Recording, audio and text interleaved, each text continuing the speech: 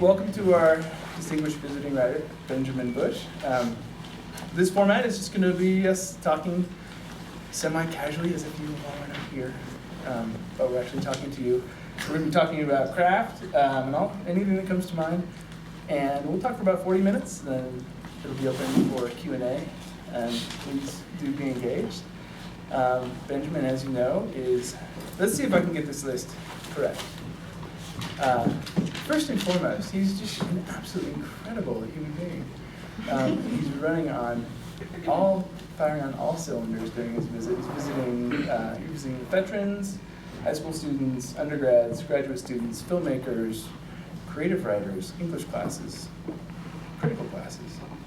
I'm sure I've missed something. I'm not talking to the jazz band. You're not talking to you're talking to any Stone Masons? That'd be great. Yeah. So Benjamin is a well-regarded actor, writer, meaning screenwriter, poet, essayist, memoirist, lyrical essayist.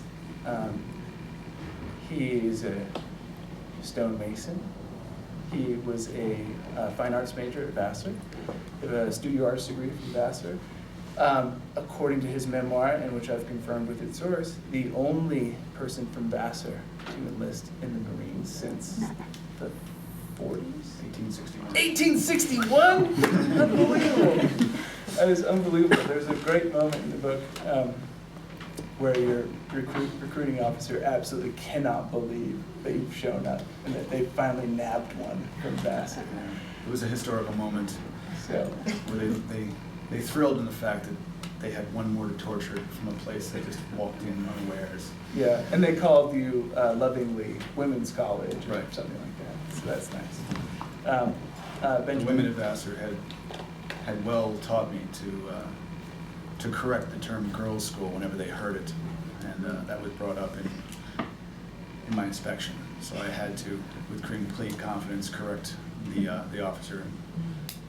I probably did it with a little too much vigor, and so from then on I was women's college. Women's college, sir. Yeah, that's nice.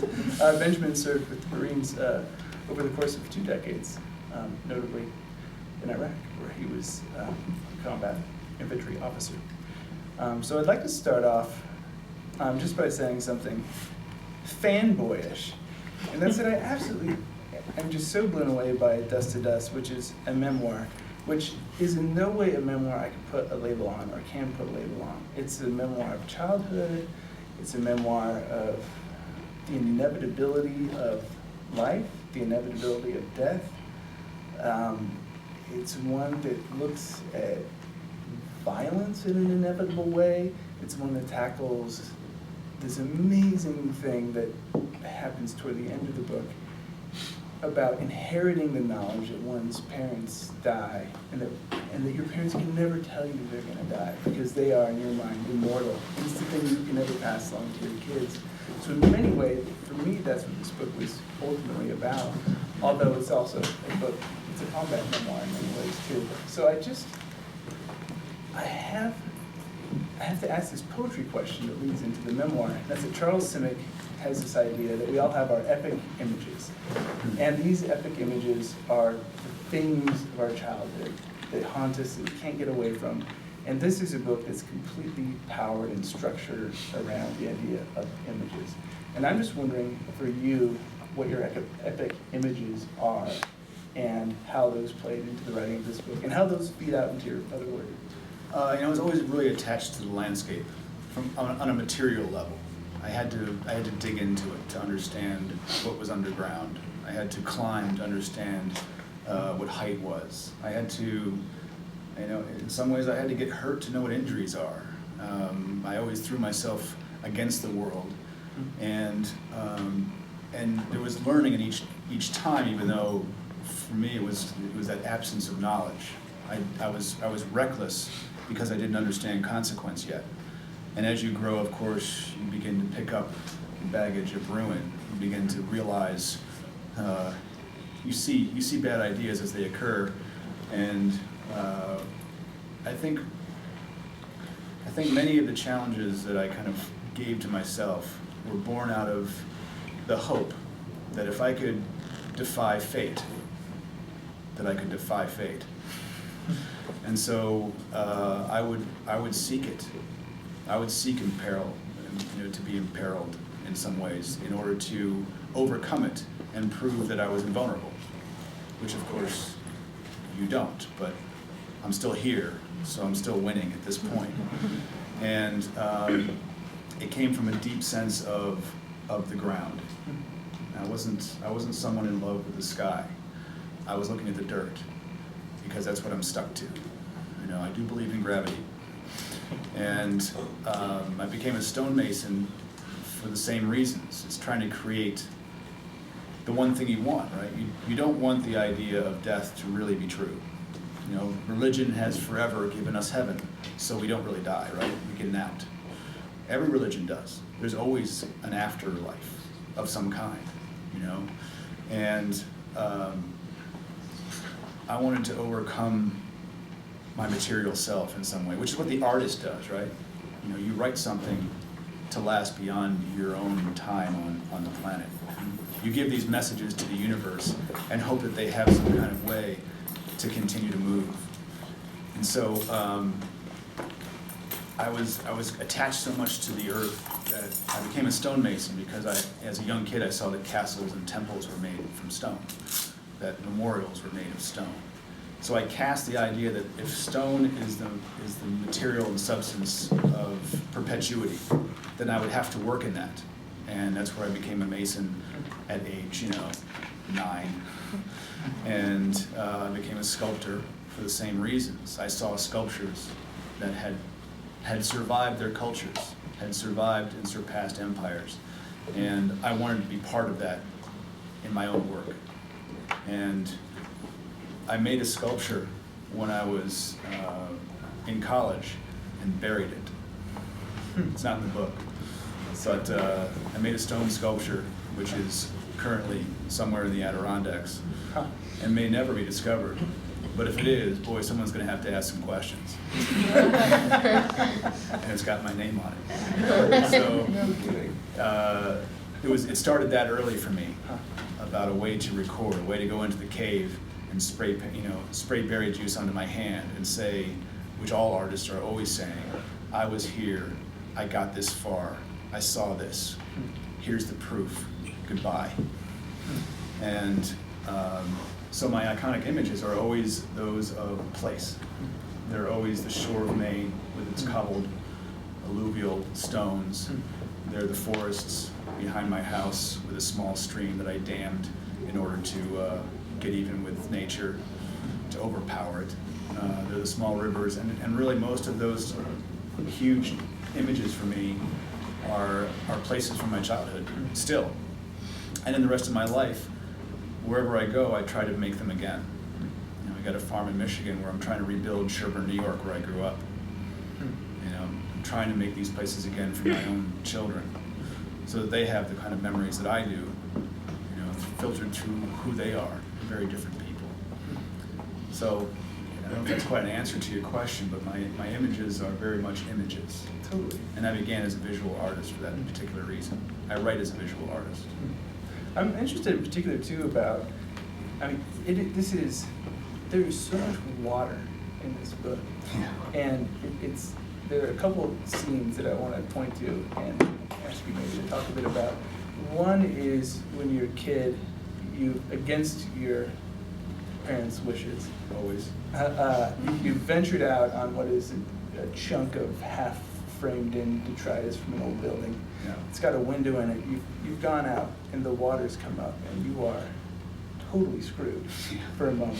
But there's a great image in there where you look through a window into the water, which is completely black. Later in the book, this image is echoed again with the ice fishing when you're back in Michigan. And going out, and you say this amazing thing where you bored through the ice, and it's this constant struggle to keep the solid away from the liquid. You're chipping away. You've got this stack of sort of radiant shards. You catch a bluegill, you bring it up, and you say, the thing that this has that I could never have, or not yet anyway, is that it knows both sides. Yeah. It knows its own death out of its element, and it knows the mystery that I can never be a part of. And this moment is so crushing. It highlights, one's desire to be alone, for one, to face it, Yeah. for two, but it also, you run up against this vast mystery that you can't be a part of unless you're deceased, is the implication. And this is a sort of leitmotif that rings throughout the book over Right. and over and over. And I'm just wondering, when in that process did water start to hold the whole world in the writing of this book? Because it really does. I mean, Yeah. everything is water. Crawl from the sea, it's, what I realized, of course, is that the streams, the rain, everything gathered into the rivers which ran into the ocean. Everything had this particular circulation, and material was just this, it was almost just nothing more than pigment to oceans, that the ocean sat upon this other earth beneath all of that. And so everything was connected. How much of us is water? An incredible amount of our own body is water. So water kept on coming back, trees, grass, everything was connected to it in some way or another. And we hide from it. We stay above it, because what's beneath the surface is inconceivable in some ways to us. You look at the cruise ship and you wonder how many people are really just looking at the horizon instead of what's going down for a mile beneath them. And how do they think of that? So I am always looking into water because, like that interview for the Idaho thing, I am drawn and fascinated forever by uncertainty. I have to know, and I cross those borders, even if that leads to endangerment, because that's what it takes. I'm not that interested in what I know because I know it. I like when I get a story from one of my students where they come from a different perspective on something that I've been examining, and my world gets larger because they've been that fish. They've seen something that I haven't, and they found some way to articulate it to me. Language gets to do that, and so that's why I fell into using language. I hadn't written before really my second tour in Iraq. I took freshman English. That's my education. I grew up in a house of words. My father's a writer, but I wasn't a reader. I was digging holes and carrying stones and walking the rivers. And my mother was a librarian, so you'd think that I would be crushed by the humanities. But I sidestepped the whole thing. And truly, that whole dichotomy, the simplicity of the phrase, a picture's worth 1,000 words, I thought I could actually do that. I thought I could make imagery and overcome these other arts which were trying to describe these other visions. And I found out that I could not. It was because of Iraq, actually. The war made me a writer. I could write home once a month from where I was. I sat down, tried to describe something. There was no reporters in Ramadi. It was just too brutal. Nobody would come. And so once a month I sat down and it needed to be a page or 8 pages, which was, this is what I see. And this is all I know. And those letters went home and they end up being very literary letters, because I was trying to be so exact, like all of you. I was trying to use exactly the right word. If I'm describing dust, I better get dust right. If I'm describing blood, I better get that right. If I'm describing ridiculous lunacy, I better get that right. If it's funny, then write it like it's funny. And, a joke that's funny is the fewest words possible, like a poem is. Because if you use more and more language for a joke, we forget what's funny about it after a while, right? Those comics with the one-liners, that's why they came up with them. So that was the first writing I did, and from that it led to my first Harper's piece. That's astonishing. And so that was 2009, my first piece was printed.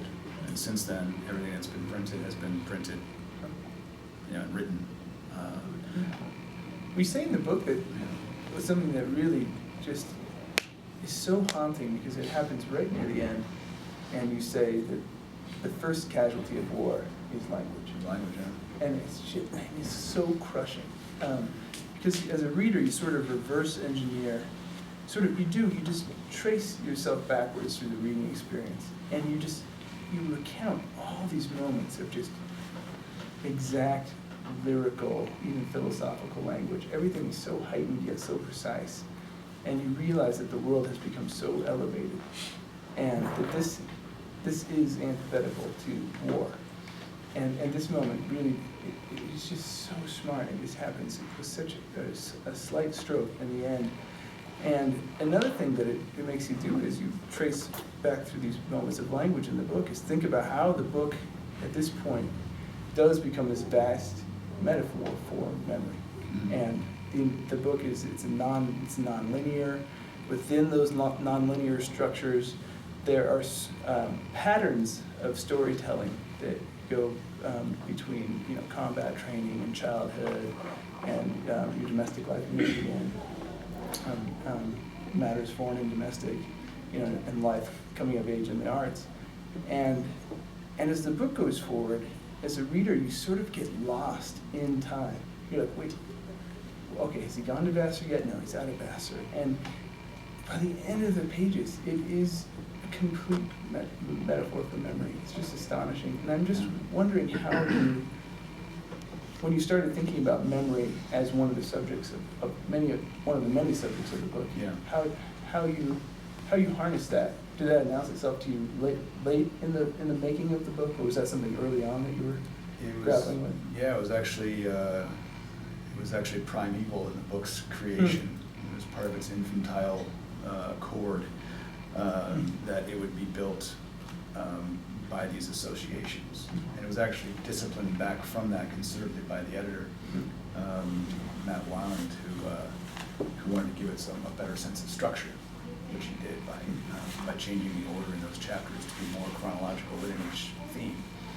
But I write out of chaos, kind of by the way I live. I'd rather just throw myself into the world and then come back with the cuts and pieces of things that I could tear off trees and figure out where I just was. And so I wrote the book that way.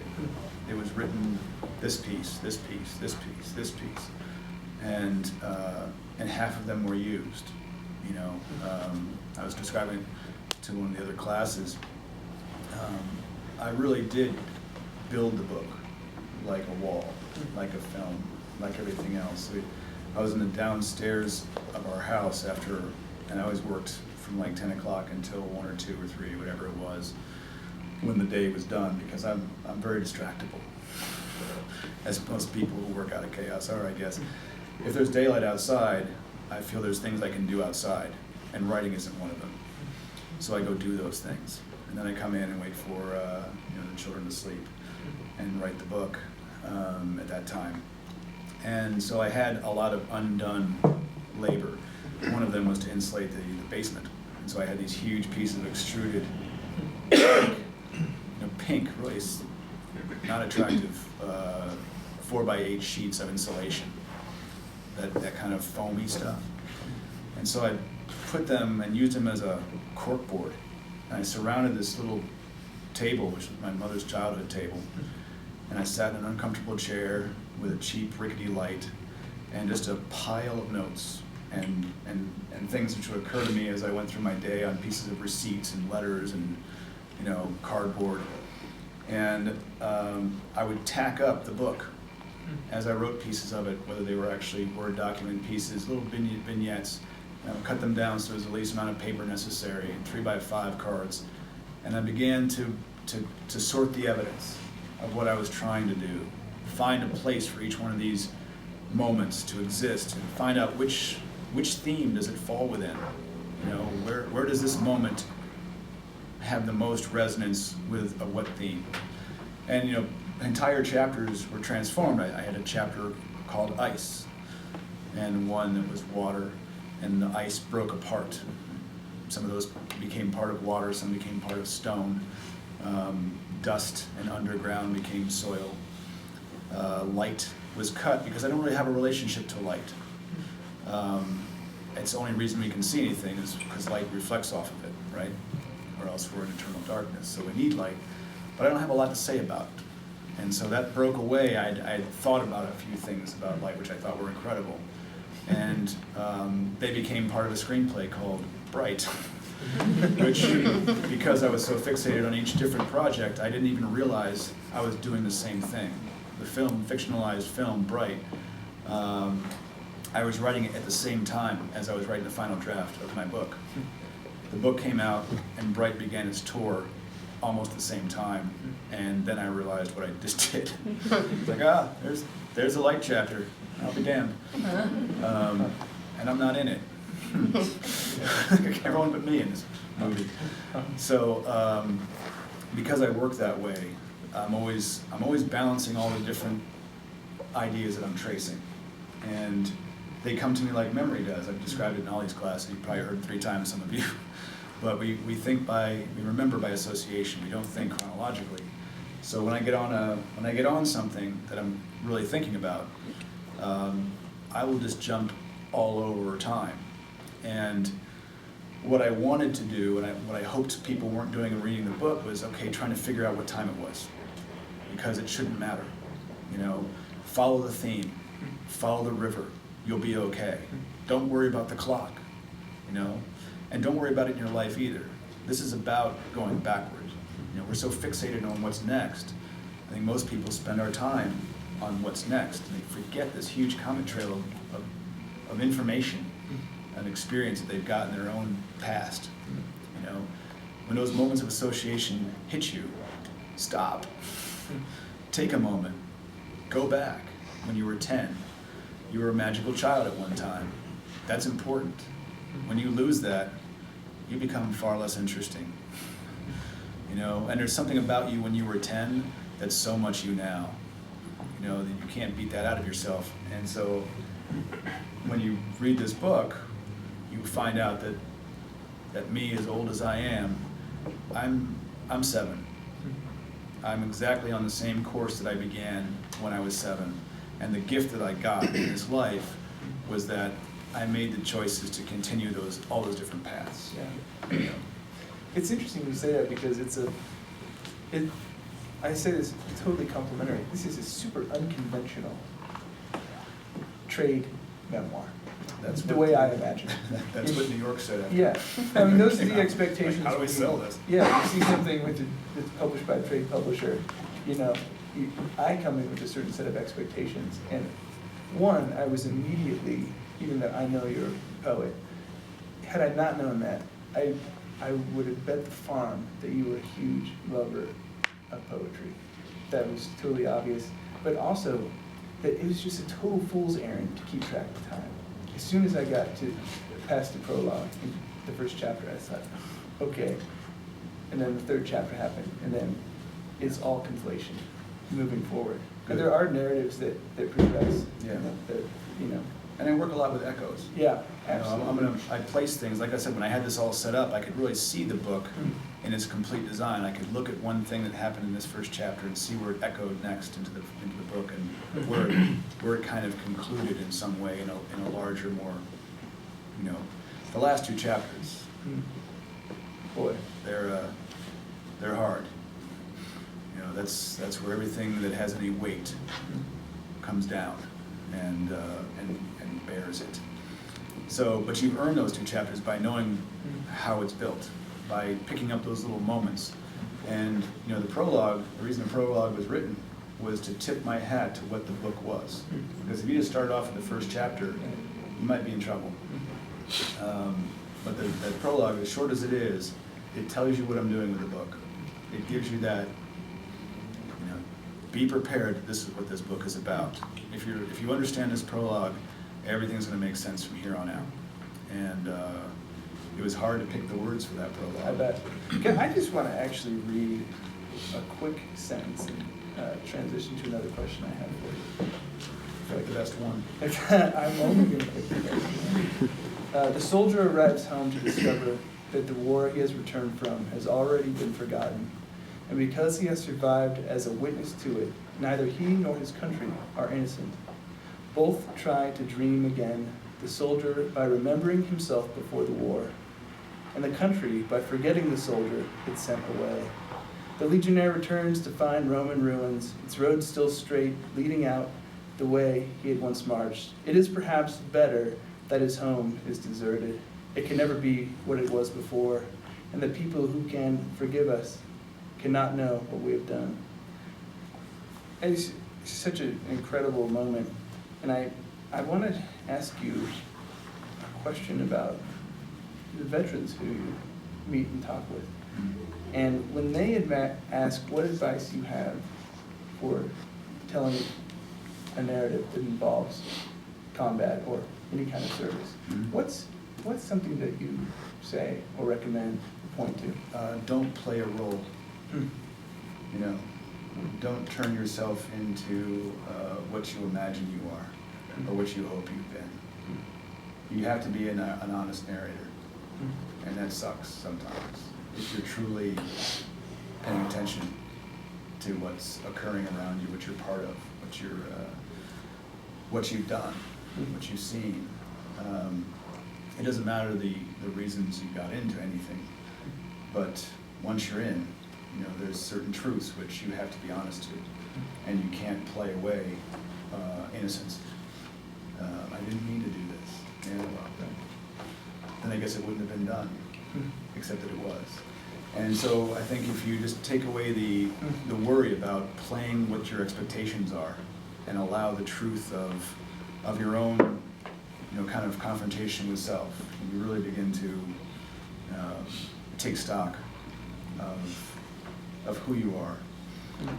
As long as you remain honest to that, write that. I don't care what it is, Right. you know, but don't hide behind something. Don't hold back facts from the case because they make you uncomfortable. Right. Those are the ones you need to talk about most. So, you know, I'm not, you know, everyone doesn't make themselves into demons. Not everyone's broken and destroyed by these experiences, you know. But you have to have a reckoning. And that's going to come out in language. And the great thing about language is you have to put language in order. You have to be articulate. And sometimes it's the best way by yourself in a room of figuring yourself out. I was talking in the playwriting class earlier today, you know, I didn't pay attention to my youth after I was in it. I had forgotten how I'd become who I was until I looked back. And the only reason I wrote much of this book was because I lost my parents. And I was doing what the child does. The child seeks the parent. And they were gone. So the only place I could find them was memory. So I went back into memory to find my parents. And in discovering those moments, there I was. I was there with my parents the whole time. And that's how many of these memories return for the first time in 30 years. I hadn't thought about them. And then, of course, as I began to add myself up, I was like, oh, yeah, that's why I do all this. Of course. How did I not know? It's because I never connected my own tissue to the bone of it all. I just kind of, I fell forward like everyone else does.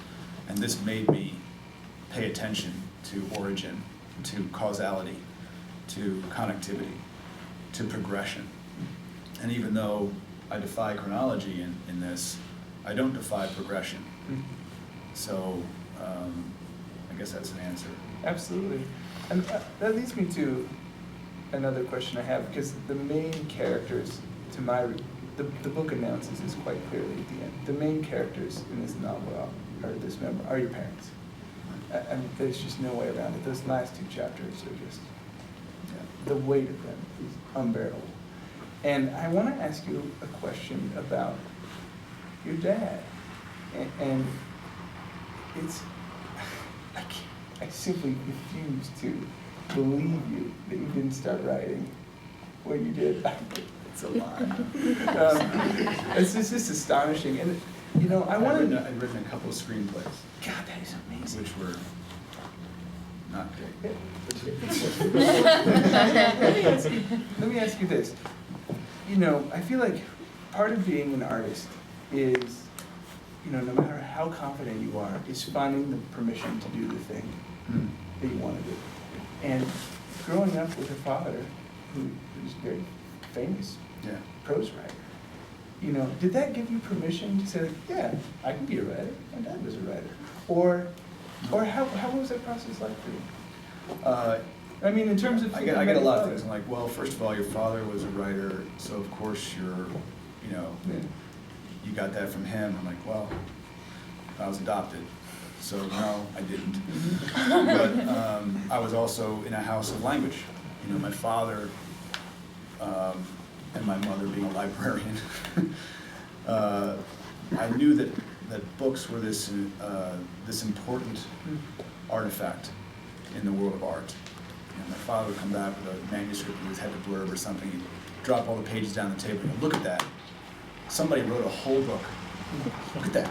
You know, there's such reverence for the work, because he knew what the work was. Even if it was a bad novel, there was 400 pages of bad. Somebody fought that out. Somebody punched themselves in the face for 2 years to make this. And maybe it was salvageable. Maybe there's something else that could be done, and maybe it needed one more draft. Whatever it was, or maybe it was magnificent, you know. But it had been finished. This thing, this huge effort, had the end at the end. Someone finally made it, you know, as far as they thought they could go. And so I always knew that was an amazing thing. And I would say, that's great, Dad, now go out and dig holes. I have time to read that kind of thing. And you know, we had writers come to our house all the time. He started the Living Writers Program, which is now kind of everywhere. And John Updike would come to the house, Annie Prue. I was like, yeah, how you doing? We go split some wood. I enjoy talking about that writing, you know. So I missed all of that, not by any kind of aversion to what my father did, not because I was a child who was, you know, defying my parents' trajectory in any way. I wasn't doing it out of any kind of resistance. It just wasn't something I thought was in my, you know, was in my sphere of capability. So I didn't write. I didn't even read, which horrified my parents to even more end. You know, I took one freshman English class at Vassar, and I was done with that. I'm going to go draw now. Thank you. And the Marine Corps didn't encourage me to do a whole lot of creative writing. You know, I have all my op orders. They're not beautiful. But, you know, go from one place to another. So no, that wasn't part of my world, but I was, you know, his voice was literary voice. He chose his words carefully. And so I can't say that wasn't a formative part of my education, was just my parents talked. And they always talked. My parents thought they could solve everything with language, whereas I was like, that's the last thing that's going to save you. I'm going to go sharpen sticks, the apocalypse. You can talk it out with, you know, whatever's coming. I'm going to tool up. And he was right. You know, I found that out when I was in Iraq, and I had nothing else. I couldn't tell anyone else what it was like with pictures, although they took some. There was no other means for me to send my head home, and so I had to choose my words carefully. And I guess I hate to say it because it sounds like you know, I just fell out of the sky as a writer, but I kind of did. I balance words by sound. I'm like a musician that never played a musical instrument. I know when words sound right, and I let the copy editor tell me that they're supposed to be commas. You know, and I really do. I get all that stuff wrong except the sound. When I have the right sound, the right word makes the right sound, the right balance in those sentences, the next sentence to the next sentence. I'm building a stone wall every time, and you're building with marbles. You know, that's how careful you have to be, because marbles don't stack worth a damn. But you're building a page out of them, and they all have to be just right. And after a few thousand reads, you know when you have one word that hooks your eye every time. You know, it takes some time. It's amazing what language does, which other things don't do. Like, you can be blind to blatant mistakes because your mind fixes them for you. How many times have I read through something, I'm like, I got it perfect. You send it off someplace and they go, did you really mean to have this in there? Like, that's not, oh. I'll be damned. How did I miss that 25 times in a row? Staring directly at it. Because a lot of times, have you ever seen that little chart where it's all written, the words are the right size, but the letters are all wrong? And you can read it? Yeah. Because your mind goes, yeah. The fixes letters are all, everything like for mixed you. up and stuff, but they still Yeah. got their first and last letter still Exactly. in the right place. And there's some of them are complicated words, but you still fix them. Your brain can do that, which is amazing. You know, how does it do that with icons? You know, you're reading ancient text when you do that kind of stuff. Why can't we read Aramaic? I don't know why. We should be able to just look at it and go, oh yeah, on the first day. You know, so you know, I'm amazed by the mind's ability to do that. So I think it does the same thing for me with words when I get it right. It just is, and I really can't explain it. Sure. And that's why poetry was a natural inclination after prose, is because I could be even more about the music of it. You can only get away with so much of that stuff in a sentence before someone goes, hey, knock it off. Can't have 3 rhyming words in one sentence.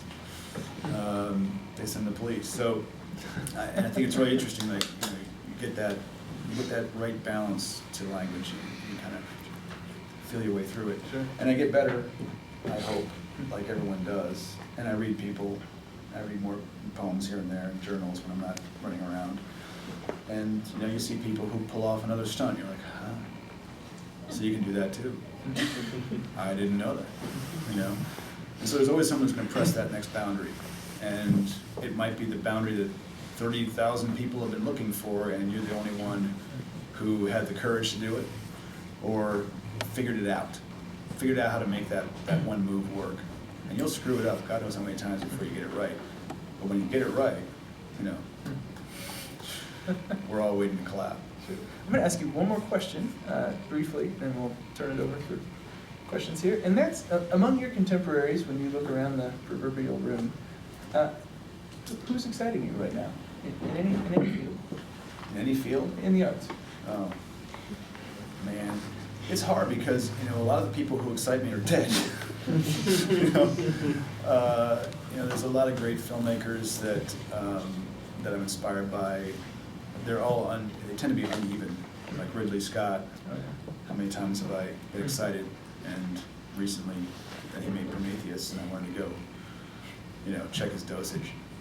I just, you know, I don't know. There's so many great works being made.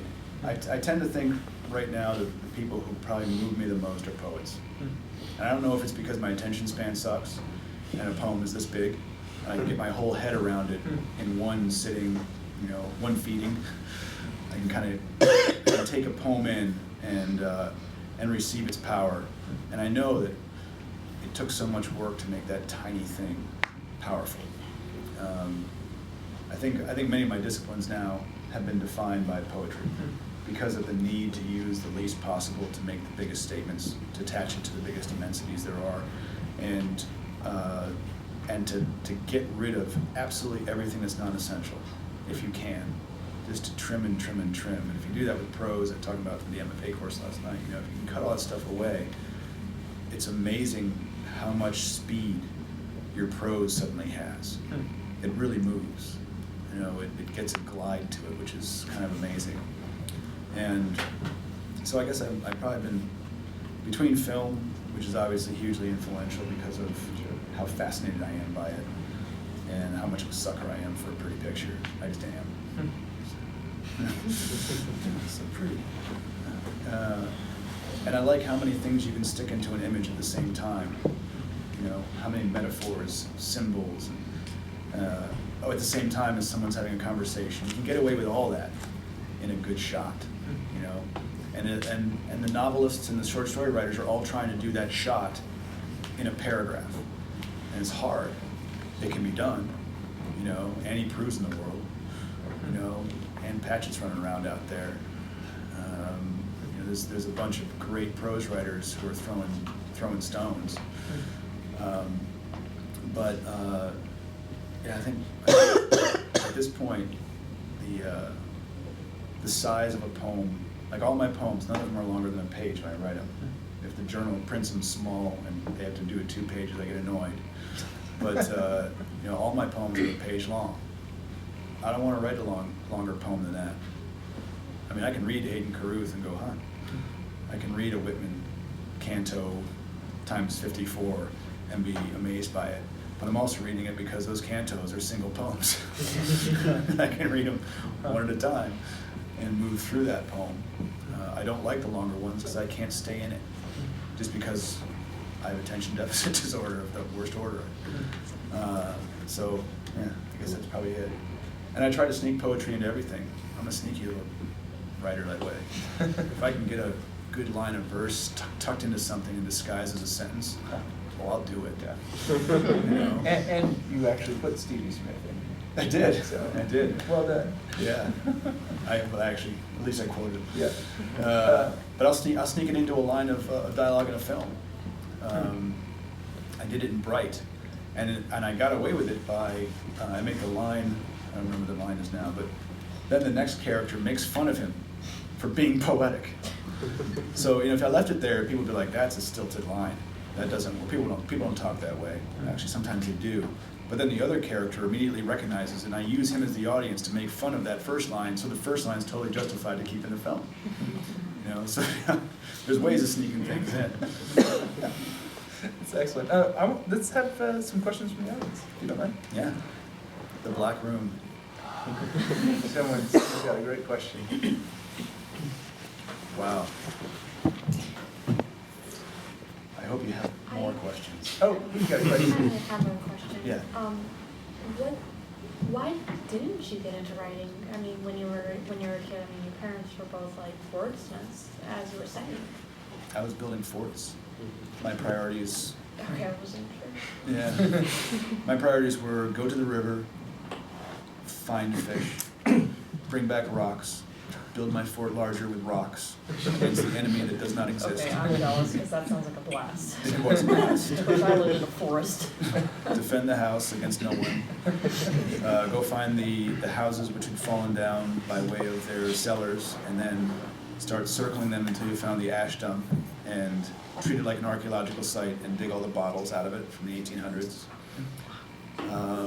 Those are the things that I did, and it took me all day, every day. It was my job to build the empire by myself, to defend our square, half acre of land against the universe, and then of course to leave it. We moved, so I had to start a whole new fort. We got to the top of the hill in Sherburne, and I immediately did my perimeter walk and figured out where I needed to build a fort. And I built a 30-foot tower as a 15-year-old with my lawn mowing money by buying lumber from a lumber yard, and I built a moat and a stone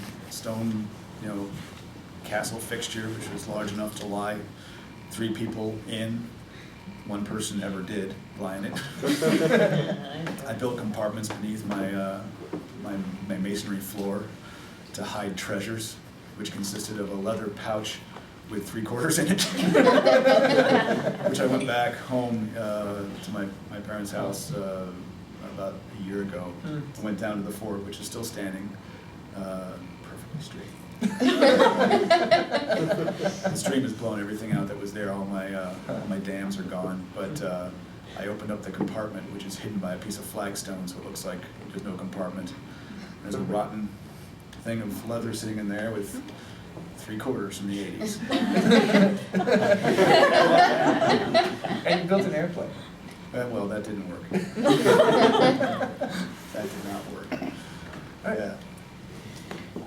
Okay, so I am a firm believer, I think, as you expressed that, and last night in the workshop too, we discussed a little bit about this, that going out into the world is where you get your writing. Yeah. Like, that, there's no sense in being an armchair poet or whatever, and going out into the world is how you can write. But anyway, I had someone tell me, it was in my undergrad, but it was a professor who told me that you should wait 7 years. I don't know, it was a very arbitrary number, but you should wait 7 years before you write about an experience.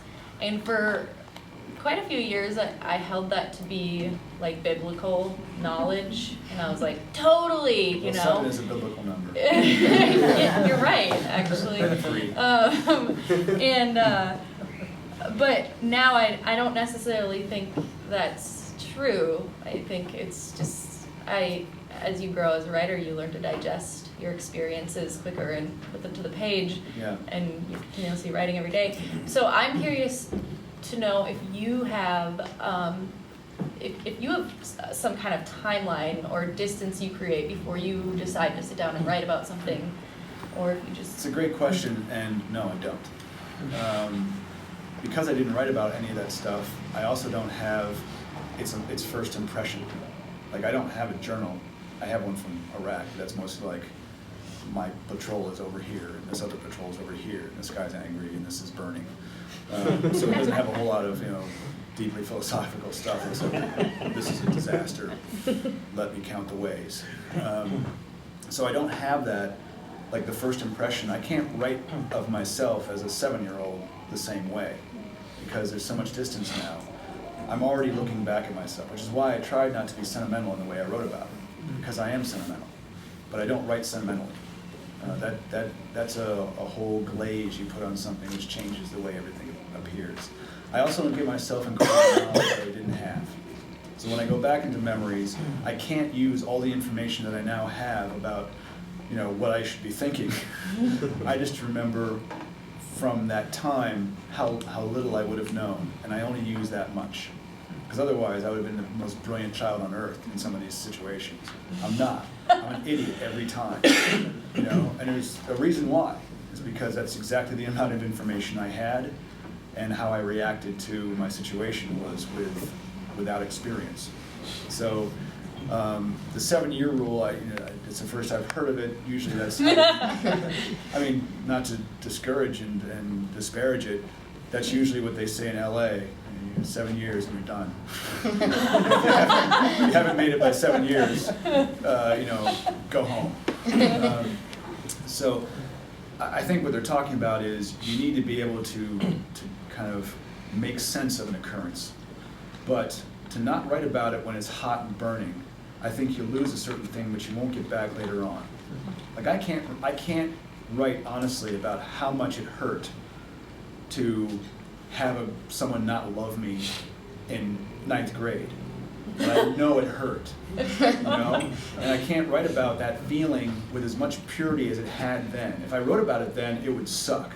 It would be the worst thing ever written. But if I had that written now, that would be some material to look at. Because now I can go, Well, now I want to use a few of those words, because even in those moments, you're going to pick words which are right. You're not going to write the right sentences. You're not going to. It's going to be all maudlin and pathetic, and fine. It's both of those things in reality too. But you're going to pick a few words in there which you're not going to come to maybe in 7 years, because the burn is gone. The scab is there maybe if you're with someone who clings to their damage, but it's not the same as bleeding, So I say write it now. Bank it. But sometimes, what do reporters wait 7 years? I'm reporting live 7 years later from Baghdad, or something's happening. Nobody does that, right? You get it while it's hot, And so I think there's something about all that. You might not use it now, but anything that happens, anything you see, anything you feel, go ahead and put it in the pile, because it might find its mate later with something bigger, something more profound, I wrote about my parents' loss pretty close to when it happened. I wrote about the war very quickly after it happened.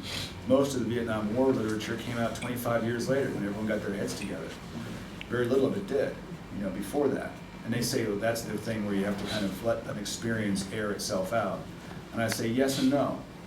I went to the war aware, so I wasn't sorting a whole lot of stuff out that way. But who knows what I'll think of it in 20 years when all the dead people are just too dead, all the dust is settled. It's another place and another time, and it doesn't come from me. Did I write it away? That's part of what you do. It's part of putting things in order to bury them properly. You bury everything, but you can bury it properly. You know, so I don't, you know, every number is arbitrary. You can add any number you want to that and it's going to be the same. I'm not going to go with 7, but you know, when you see something that has any kind of resonance with you, put it down, tack it up. You know, I need to see things or else I lose them. I have a pile of unwritten, you know, unfinished stuff, and I have to go through it to find out what's in there because I forget. And sometimes I find something which is kind of remarkable to me. Like, I wrote that.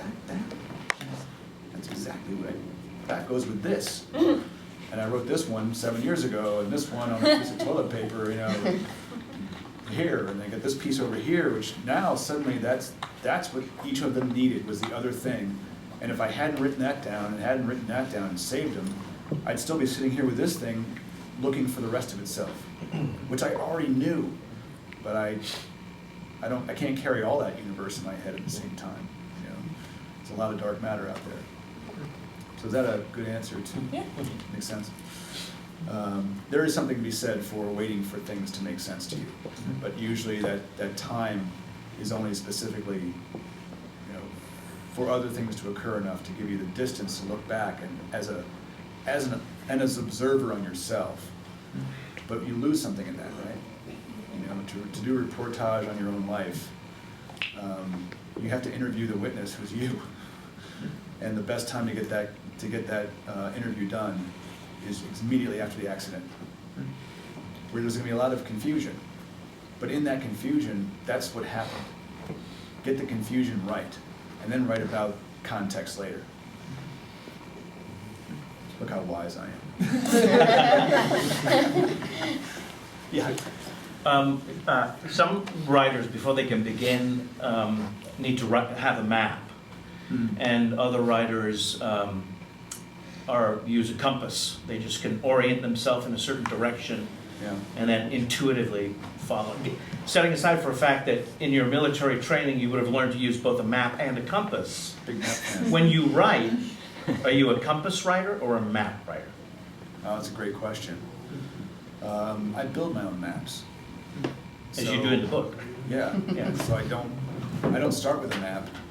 I draw it as I go, but it always is about orientation. I need to know where north is.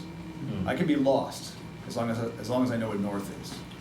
You know, so yeah. At a certain point, you have to provide the landscape for any of your readers, viewers, etc. They have to understand and believe in this world you've made.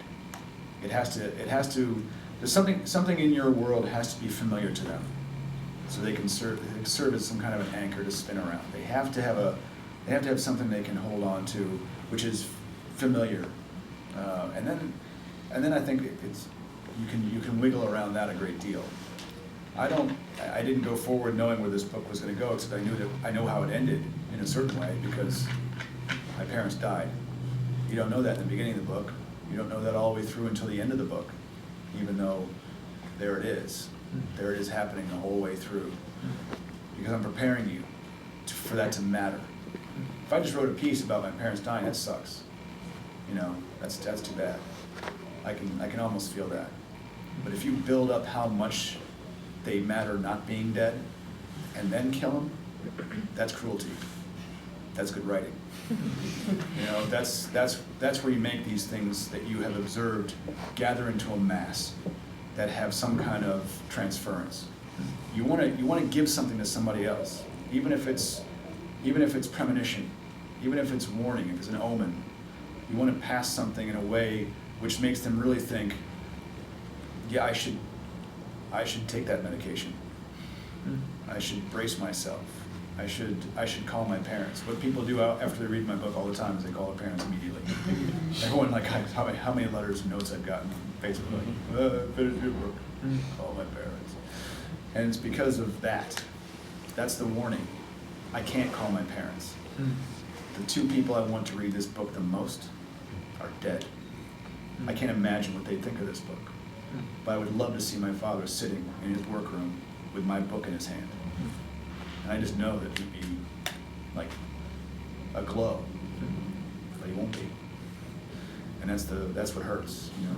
These things we prepare for burial do go in the ground.